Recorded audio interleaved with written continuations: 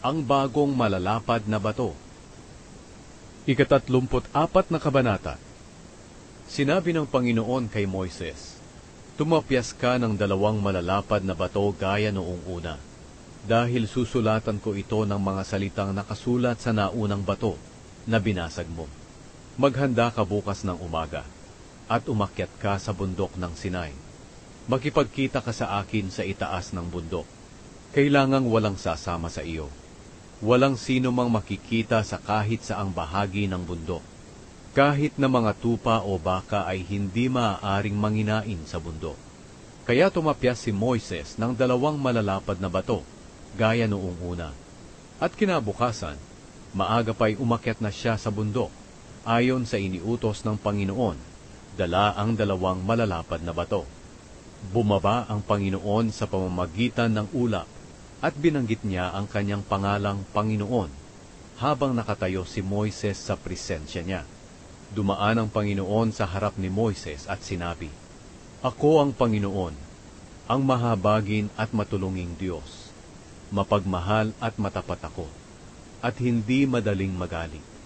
Ipinapakita ko ang pagmamahal ko sa maraming tao, at pinapatawad ko ang mga kasamaan nila, pagsuway, at mga kasalanan. Pero pinaparusahan ko ang mga nagkakasala, pati na ang kanilang salinlahi, hanggang sa 3 at 4 na henerasyon." Nagpatira pa si Moises sa lupa at sumamba. Sinabi niya, "O Panginoon, kung nalulugod po kayo sa akin, nakikiusap po akong sumama kayo sa amin, kahit na matigas ang ulo ng mga taong ito.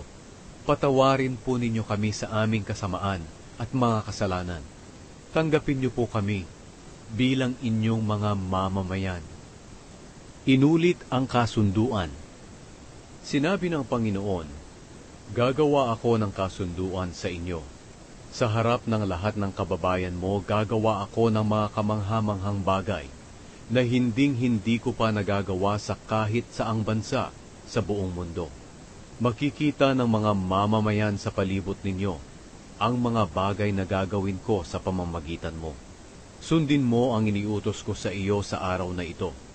Itataboy ko ang mga Amoreyo, Kananeo, Hiteo, Perezeo, Hibeo at mga Jebuseo mula sa lupaing ipinangako ko sa inyo. Huwag kang gagawa ng kasunduan sa mga tao sa lupaing pupuntahan ninyo, dahil magiging bitag ito para sa inyo. Sa halip, gibain ninyo ang mga altar nila, durugin ang mga alaalang bato nila, at putulin ang mga posteng simbolo ng diyosang si Asyera.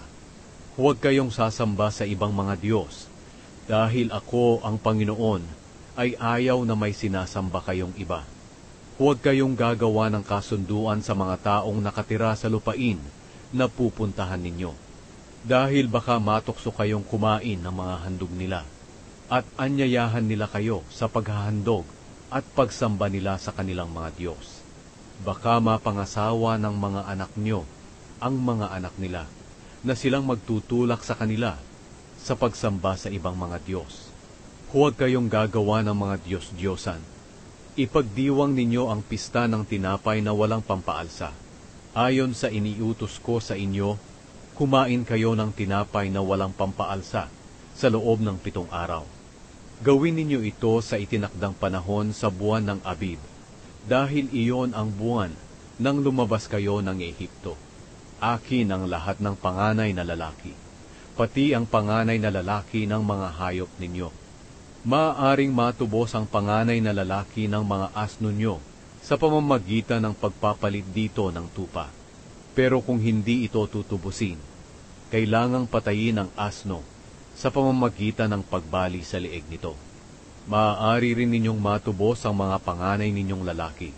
Walang makakalapit sa akin na walang dalang mga handog. Magtrabaho kayo sa loob ng 6 na araw, pero sa 7 araw ay magpahinga kayo, kahit sa panahon ng pag-aararo at pag-ani. Ipagdiwang ninyo ang pista ng pag-aani kung mag-aani kayo ng mga unang ani ng trigo, at ipagdiwang din ninyo ang pista ng katapusan ng pag-ani sa katapusan ng taon. 3 beses sa isang taon, pupunta ang kalalakihan ninyo sa mga pistang ito, sa pagsamba sa Panginoong Diyos, ang Diyos ng Israel. Itataboy ko ang mga mamamayan sa lupaing ibibigay ko sa inyo, at palalawakin ko ang teritoryo ninyo. At walang sasalakay o aagaw sa bansa ninyo, sa panahong lumalapit kayo sa akin na Panginoon na inyong Diyos. Huwag kayong maghahandog ng dugo sa akin, at kahit anong may pampaalsa. Huwag din kayong magtitira para sa susunod na araw ng karne ng tupa, na handog ninyo sa panahon ng pista ng paglampas ng anghel. Dalhin ninyo sa templo ng Panginoon na inyong Diyos ang pinakamagandang bahagi ng una ninyong ani.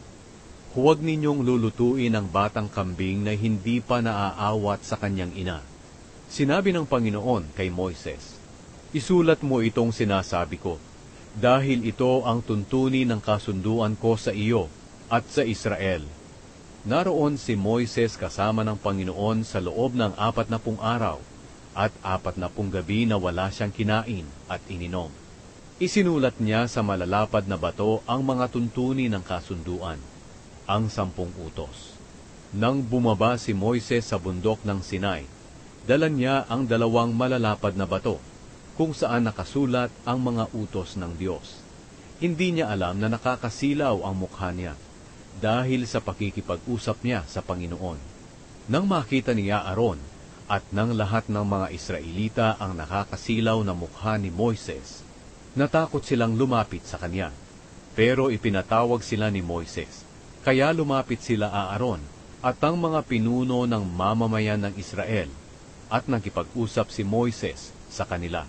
Pagkatapos, lumapit ang lahat ng mga Israelita sa kanya. At sinabi niya sa kanila ang lahat ng utos na ibinigay sa kanya ng Panginoon sa bundok ng Sinai. Matapos makipag-usap ni Moises sa kanila, tinalukbungan ni Moises ang kanyang mukha. Pero sa tuwing papasok siya sa toldang tipanan para makipag-usap sa Panginoon, tinatanggal niya ang talukbong hanggang sa makalabas siya ng tolda. Kapag nakalabas na siya, sinasabi niya sa mga Israelita ang lahat ng sinabi ng Panginoon sa kanya. At nakikita ng mga Israelita ang nakakasilaw niyang mukha. At tatalukbungan na naman ni Moises ang mukha niya hanggang sa bumalik siya sa tolda para makipag-usap sa Panginoon.